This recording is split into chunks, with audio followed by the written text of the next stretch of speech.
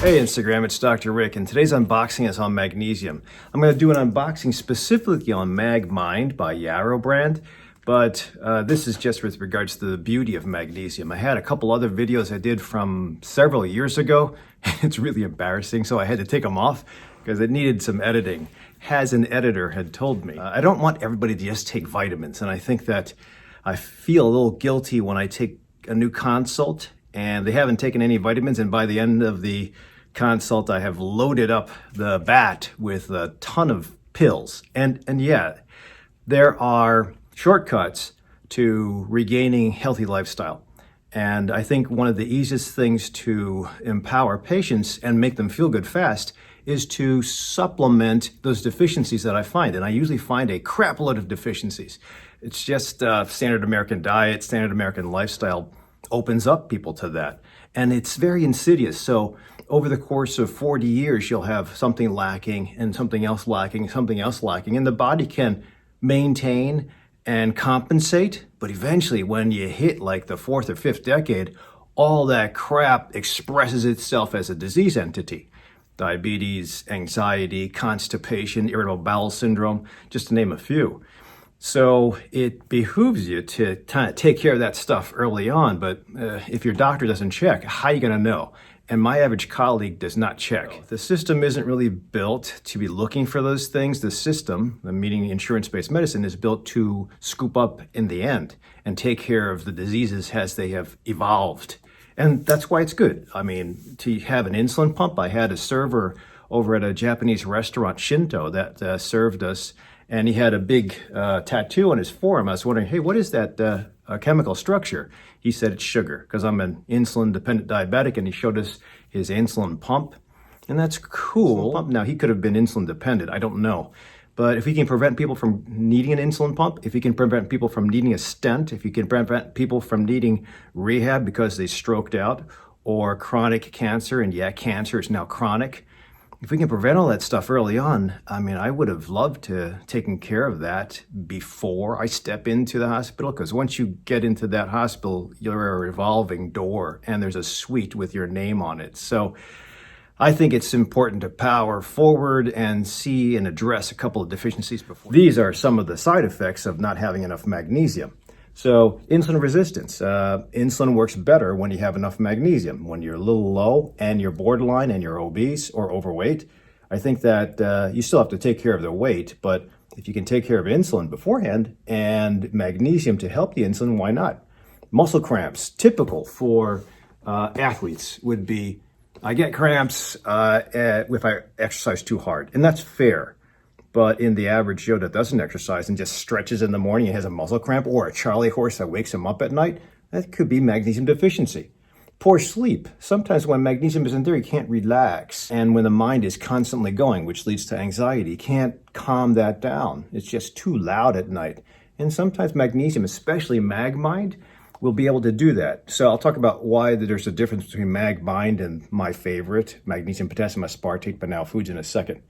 Constipation, definitely. I mean, I think the American diet is lacking in fiber and vegetables, and I'm plant-based, but I see that with paleo, keto, and carnivore diet, people just decrease fiber. I think that's not wise, but constipation, again, you're supposed to poop every day. The poop carries poisons, estrogens, hormones, leftover cholesterol. If you don't poop it out on a regular basis, it gets sucked back in, and you increase the problem that you're trying to get rid of. And then finally, palpitations or skip heartbeats.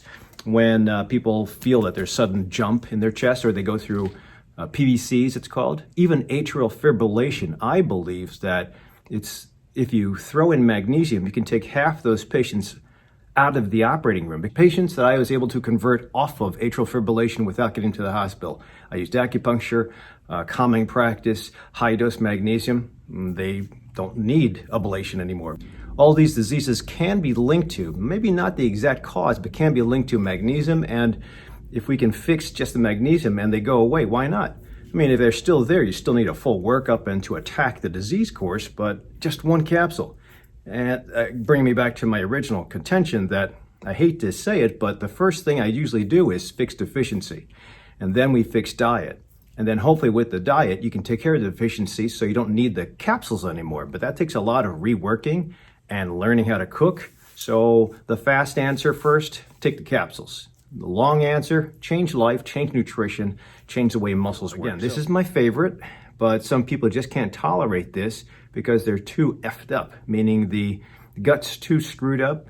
It absorbs way too much, it's unpredictable, and sometimes I've had people say that this made them super sleepy, and I think that's because of leaky gut, leaky brain.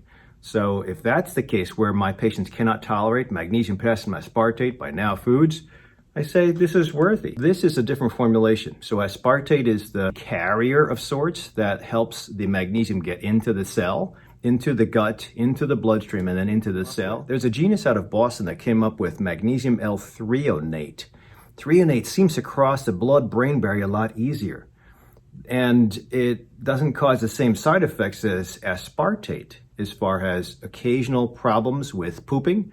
So if you're super sensitive in the gut, that's the other thing. Aside from having it make you sleepy, which is good, especially if you use it at night, this can also turn on bowel movements. So definitely if you take cheaper magnesium, magnesium oxide or citrate, I just don't like them. But if you take that, that definitely is going to help you with your poop. But it doesn't help you with the inside. So all those other symptoms that I mentioned here, they need to be based on or reversed by getting magnesium into the cell. I don't think citrate or oxide gets into the cell. It's cheaper. It's not worth it. So threonate has some enhanced ability to cross the blood-brain barrier. The problem is when people don't choose this and they choose this, they try to go pound for pound, milligram for milligram, and you can't. So L-threonate has this weird calculation where here you take about 2,000 milligrams in 3 capsules.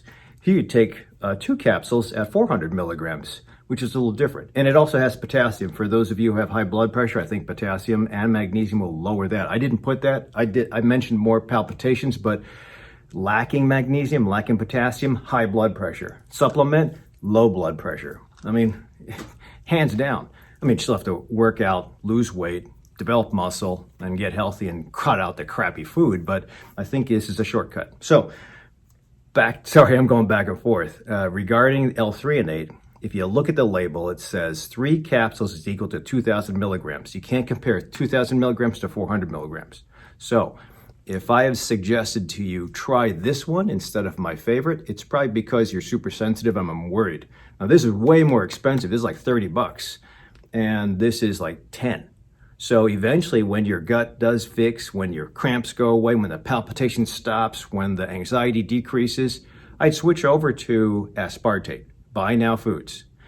But until that point in time, 3 capsules at night, and if you tolerate that, no problems, then I'd go 2 extra capsules in the daytime. Now that's a general statement. This video is not meant to be a substitute for medical advice, so take this information to your doctor and they'll probably say, nah, don't take it. Or come see me on my website. I'll put the link down below. There's only a few of us that do this kind of functional medicine type of approach, but this is definitely what I would do. This is what I do. So for those of you who are super sensitive, magnesium L-threonate, MagMind. And then when you get used to it, in addition to fixing your gut, taking care of the slime, putting the probiotic in, and calming down that vagus nerve, then we switch back over to the good guys. So hopefully this gives you a couple of ideas. I know there's a lot of people that take different forms of magnesium, and that's fair, but I challenge you.